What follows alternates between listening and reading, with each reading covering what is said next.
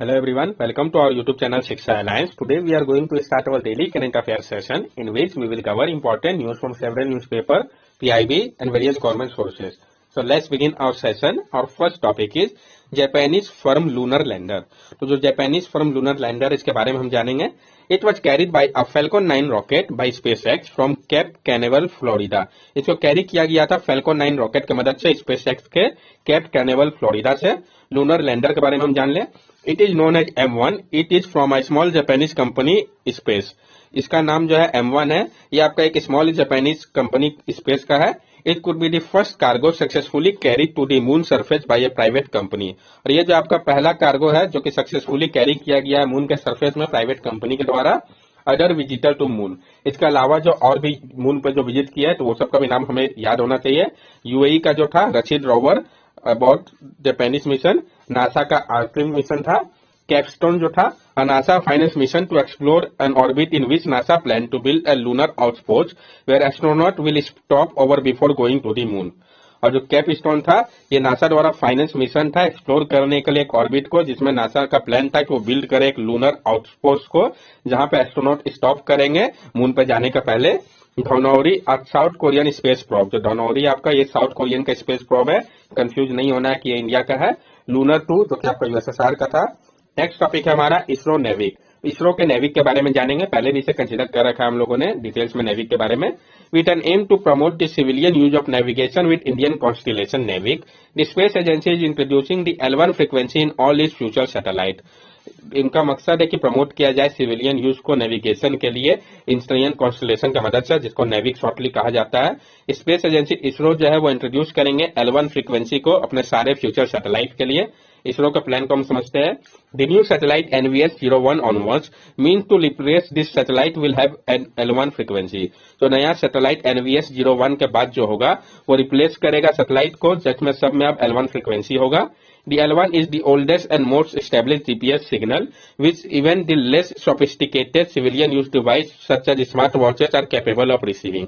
और जो L1 है ये सबसे पुराना और सबसे established GPS सिग्नल में से है जहां पर less sophisticated civilian use device जो है जैसे कि आपका स्मार्ट वॉचेस वो भी कैपेबल होगा सिग्नल को रिसीव करने के लिए.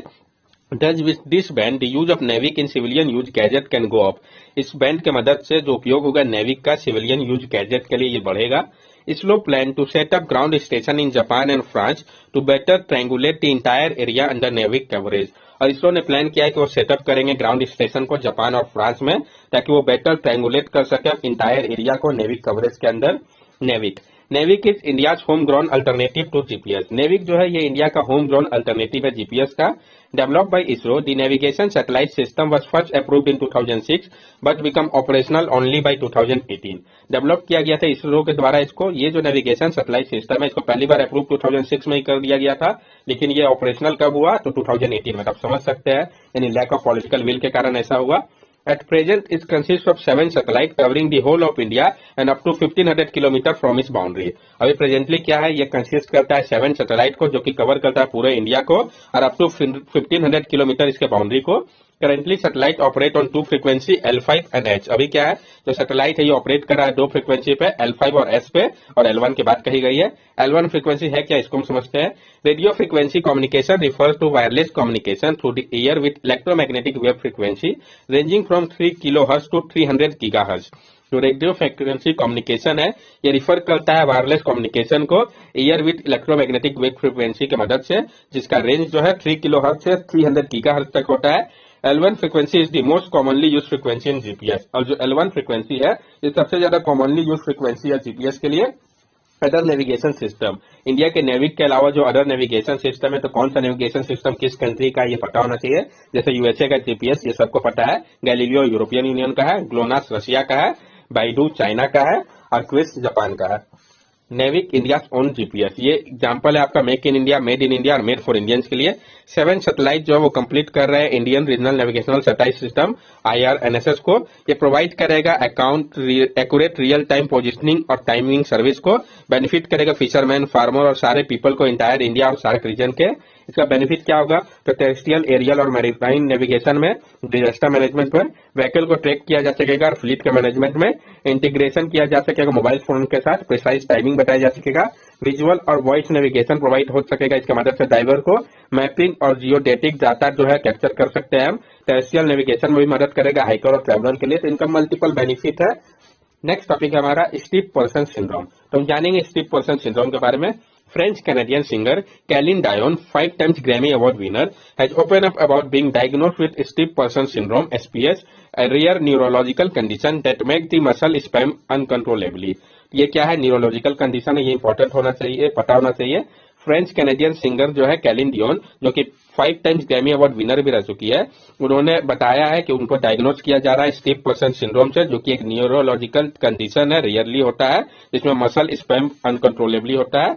This disorder had left her with difficulty in walking and singing. और ये जो डिसऑर्डर है, इसके कारण उनको कठिनाइयों का सामना करना पड़ता है वॉक करने में और सिंगिंग में। नेक्स्ट टॉपिक है हमारा व्रेन बेवलर। तो हम जानेंगे व्रेन बेवलर के बारे में, यह है क्या? New species of songbird wren babbler found in Arunachal Pradesh, which has been named Lisu wren babbler after the Lisu community of the state. तो ये क्या है, कहाँ पाया गया, ये इंपॉर्टेंट हो जाता है। तो नया स्पीसीज है सॉन्ग बर्ड का व्रेन बेबलर, जिसको पाया गया है अरुणाचल प्रदेश में, जिसका नाम लिसु व्रेन बेबलर रखा गया है, लिसु कम्युनिटी के ऊपर स्टेट के। Wren babbler it is a small Asian bird of the warbler family, chiefly found in South Asia. ये जो आपका है स्मॉल एशियन बर्ड है वेबलर फैमिली का, जो कि मेनली पाए जाते हैं साउथ एशिया पे। लिसु कम्युनिटी के बारे में भी हम जान ले। The Lisu people are a Tibeto-Burman ethnic group who inhabit mountainous region of Burma, Myanmar, southwest China, Thailand and the Indian state of Arunachal Pradesh. जो लिसु पीपल है वो टिबेटो बर्मन एथनिक ग्रुप के पीपल है, जो कि इनहेबिट करते हैं माउंटेनियस रीजन को, बर्मा म्यांमार के, साउथ वेस्ट चाइना, थाईलैंड और Indian state of Arunachal Pradesh को। बर्ड सॉन्ग के बारे में हम जान ले। तो in birds biology the word bird song means any sound deliver in the nesting period usually by a male bird for the purpose of territorial defence और the attraction of mate. Birds biology में जो word है bird song, इसका मतलब होता है कोई भी साउंड जिसको डिलीवर किया जाता है नेस्टिंग पीरियड के दौरान, यूजुअली मेल बर्ड के द्वारा। इसका पर्पस होता है टेरिटोरियल डिफेंस या अटैक करना मेट को, उसी को बर्ड सॉन्ग कहा जाता है। नेक्स्ट टॉपिक है हमारा फोराबॉट द फॉसिल सॉर्टिंग रोबोट। जो फोराबॉट है आपका फॉसिल सॉर्टिंग रोबोट, इसके बारे में हम जानेंगे। This new technology can automate sorting, manipulating and identifying microscopic marine fossil. ये जो फोराबॉट है आपका, ये नया टेक्नोलॉजी, ये ऑटोमेट कर देगा, मतलब ऑटोमेटिकली आप सॉर्टिंग हो सकेगा, मैनिपुलेटिंग हो सकेगा और आइडेंटिफाई किया जा सकेगा माइक्रोस्कोपिक मेराइन फॉसिल को। इसका सिग्निफिकेंस क्या है? Formalin forams are very simple microorganism that secrete at Chinese cell. जो आपका फॉर्मिनफेरा फॉरम्स है वो काफी सिंपल माइक्रो ऑर्गेनिज्म है, जो कि सेक्रेट करते हैं चाइनीज सेल को। They have existing on the ocean floor for more than 100 million year. और ये एग्जिस्ट करते हैं ओशियन फ्लोर पे मोर देन 100 मिलियन ईयर पहले से। They live behind their cells when they die, और वो अपने पीछे अपने सेल्स को छोड़ देते हैं जब उनका मृत्यु हो जाती है। Examining this cells give scientist an insight into the characteristic of the ocean from a time when the forams were alive. और एग्जाम करके इस सेल्स को साइंटिस्ट को पता चलता है कैरेक्टरिस्टिक के बारे में ओशियन के, जो फॉरम जिस समय जीवित है उसके बारे में वो आइडेंटिफाई करते हैं। Different types of forum species thrive in the ocean environment and physical inspection and sorting of forum require human time and effort. और अलग अलग टाइप है फॉरम स्पीसीज का जो कि ओशियन इन्वायरमेंट में पाए जाते हैं। फिजिकल इंस्पेक्शन और सॉर्ट करना जो फॉरम को है, इसके लिए ह्यूमन टाइम और एफर्ट लगता है। With an accuracy rate of 67%, Forabot automate this strategies process. और जो एक्यूरेसी रेट है फोराबॉट का 67% है, इस कारण फोराबॉट जो है वो ऑटोमेटिकली ये जो हार्ड वर्किंग प्रोसेस इसको आसान कर देता है खुद से सॉर्ट आउट करके। ये आप देख सकते हैं जो अलग अलग है जिसको वो सॉर्ट आउट करता है। नेक्स्ट टॉपिक है हमारा the battle against cancer. PIB के लिए काफी इंपॉर्टेंट हो जाता है, हम जानेंगे बैटल अगेंस्ट कैंसर के बारे में। Base editing technology has been used to clear the cancer of a teenager Alyssa. Also the government of India plan to roll out cervical cancer vaccine to girls age 9 to 14 year of as.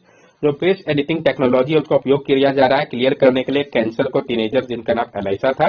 और जो government of India है वो roll out कर रही है cervical cancer vaccine को girls के लिए जिनका एज 9 to 14 ईयर्स है। Terms associated with cancer treatment, जो टर्म्स जो कि एसोसिएटेड है आपका कैंसर ट्रीटमेंट से, CAR-T therapy. An individual own T cell are removed with the then modified and reintroduced to the individual. The problem with such an approach, beside the expense, is that very often when an individual is really sick, it is simply impossible to obtain enough healthy T cell to create CAR-T cell. जो car T therapy है, इसमें क्या होता है, जो individual का खुद का टी सेल होता है उसको रिमूव किया जाता है, जिसको बाद में मॉडिफाई किया जाता है, रीइंट्रोड्यूस किया जाता है इंडिविजुअल पे। लेकिन प्रॉब्लम क्या होता है इस अप्रोच में, ये एक्सपेंसिव तो है ही, उसके अलावा जो इंडिविजुअल रियली सिक होता है सिंपली इम्पॉसिबल हो जाता है उनमें ऑब्टेन कर पाना इनफ हेल्दी टी सेल को, ताकि क्रिएट किया जा सके, कार टी सेल को रिप्लेस किया जा सके। Base editing. Just as letter in the alphabet spell out words that carry meaning, the billions of bases in the DNA spell out the instruction manual for the body. Base editing is used to create a new type of T cell from a healthy donor that would not attack other cells, not kill each other, survive chemotherapy, and finally hunt down all other cancerous cells. Base editing में क्या होता है, जैसे कि letter होता है alphabet में spell out words के लिए, ये कैरी करता है मीनिंग, उसी तरीके से बिलियंस ऑफ बेसेस होता है डीएनए जो कि स्पेल आउट करता है, ये इंस्ट्रक्शन मैनुअल होता है बॉडी के लिए। बेस एडिटिंग का उपयोग किया जाता है क्रिएट करने के लिए एक नए टाइप को टी सेल का हेल्दी डोनर से, जो कि नहीं अटैक करेगा दूसरे सेल पे, ना ही किल करेगा एक दूसरे को, सर्वाइव कर लेगा कीमोथेरेपी को, और फाइनली हंट डाउन भी करेगा जो बाकी अदर कैंसरस सेल है उसको मारेगा भी। 3 डिफरेंट रिलेटेड न्यूज, जो ये कैंसर से रिलेटेड 3 अलग अलग न्यूज है, इसको भी हम कंसीडर करते हैं। Cervical cancer vaccine roll out, तो सर्विकल कैंसर का जो वैक्सीन रोल आउट किया गया भारत के द्वारा, तो India account for over a fifth of global burden of cervical cancer. India जो है अकाउंट करता है over fifth of global burden जो है सर्विकल कैंसर का। जो इंडाइजेनसली डेवलप्ड क्वाड्रीवैलेंट वैक्सीन है जिसको सर्वावैक कहा गया है, तो ये किस चीज के लिए वैक्सीन है, तो सर्विकल कैंसर के लिए, जिसको डेवलप किया गया है सीरम इंस्टीट्यूट ऑफ इंडिया के द्वारा। ये इंपॉर्टेंट हो जाता है, ये प्रोटेक्शन देगा 4 स्ट्रेन ऑफ एचपीवी से, कौन कौन से, 16, 18, 6 और 11। ये एक्सपेक्ट किया जा रहा है कि अवेलेबल हो जाएगा मार्च 2023 से। सिक्किम ने रोल आउट किया एक प्रोग्राम को कि वो वैक्सीनेट करेंगे नियरली 97% सारे गर्ल्स को जिसका एज 9 to 14 ईयर्स है, कैंपेन मोड पे। ये प्रोवाइड किया जाएगा एक रूटीन इम्यूनाइजेशन प्रोसेस के तौर पे। दिल्ली गवर्नमेंट ने रोल आउट किया है एचपीवी इम्यूनाइजेशन को। Moderna Merck see positive result from cancer vaccine, तो दूसरा न्यूज था आपका मॉडर्ना मैरेक, इसमें पॉजिटिव रिजल्ट देखा गया है कैंसर वैक्सीन के ऊपर, तो हम जानेंगे। An experimental cancer vaccine from Moderna INC mRNA-O based on messenger RNA mRNA technology has been shown to work against melanoma. जो एक्सपेरिमेंटल कैंसर का वैक्सीन था मॉडर्ना इंक्लूसिव का, जो कि बेस्ड था मैसेंजर RNA टेक्नोलॉजी के ऊपर, उसमें देखा गया कि ये काम करता है अगेंस्ट मेलेनोमा का। जो कॉम्बिनेशन है मॉडर्ना पर्सनलाइज कैंसर वैक्सीन और मर्क एंड को का, ये ब्लॉकबस्टर इम्यूनोथेरेपी केटुडा कट करता है जो रिस्क है फिर से ऑक्यूरेंस का व डेथ का डेडलिएस्ट स्किन कैंसर का 40% कम कर देता है अगर हम इसको कंपेयर करें केटुडा से एक्लोटा। तो build the vaccine researcher took sample of patient tumour and healthy tissue. बनाने के लिए वैक्सीन को रिसर्चर जो है वो सैंपल लेते हैं पेशेंट के ट्यूमर का और हेल्दी टिश्यू का। After analysing this sample to decode their genetic sequence and isolate mutant protein associated only with cancer, that information was used to design a tailor made cancer vaccine. और analyse करने के बाद sample को decode किया जाता है genetic sequence को, isolate किया जाता है म्यूटेंट प्रोटीन को जो कि एसोसिएटेड होते हैं कैंसर से। उसके बाद इन्फॉर्मेशन का उपयोग किया जाता है डिजाइन करने के लिए एक टेलर मेड कैंसर वैक्सीन को। जब इंजेक्ट किया जाता है इसको पेशेंट पे, तो जो पेशेंट का सेल होता है वो काम करता है एक मैन्युफैक्चरिंग प्लांट के तौर पे, वो प्रोड्यूस करता है परफेक्ट कॉपी को म्यूटेशन का इम्यून सिस्टम के लिए, जो कि रिकॉग्नाइज करता है उसको और डिस्ट्रॉय करता है कैंसर सेल को। जो तीसरा था न्यूज आपका carboplatin drug against breast cancer, जो आपका कार्बोप्लेटिन ड्रग है ब्रेस्ट कैंसर के खिलाफ, तो जानेंगे इसके बारे में। The result of the study by Tata Memorial Centre show that a commonly available and inexpensive drug carboplatin increase the cure rate and survival of very aggressive type of breast cancer called triple negative breast cancer specially among young women. जो result है जो study था आपका Tata Memorial centre के द्वारा, इसमें show किया गया है कि जो कॉमनली अवेलेबल और आपका इनएक्सपेंसिव ड्रग है कौन सा, कार्बोप्लेटिन, काफी इंपॉर्टेंट नाम है, ये इंक्रीज कर देता है जो क्योर रेट और सर्वाइवल है aggressive type of breast cancer के खिलाफ, जिसको कि हम ट्रिपल नेगेटिव ब्रेस्ट कैंसर के नाम से भी जानते हैं। स्पेशली ये यंग वुमेन को होता है तो उसको क्योर करने में ये काफी मदद करता है। Carboplatin based chemotherapy was well tolerated without a high rate of toxicity. जो कार्बोप्लेटिन बेस्ड कीमोथेरेपी है ये वेल टॉलरेटेड होता है, इसका हाई रेट ऑफ टॉक्सिसिटी नहीं है।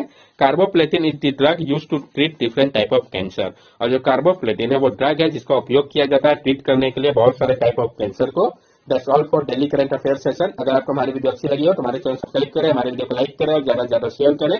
These are our social media link. From here also you can stay connected with us and give us your valuable feedback. Thank you and have a nice day.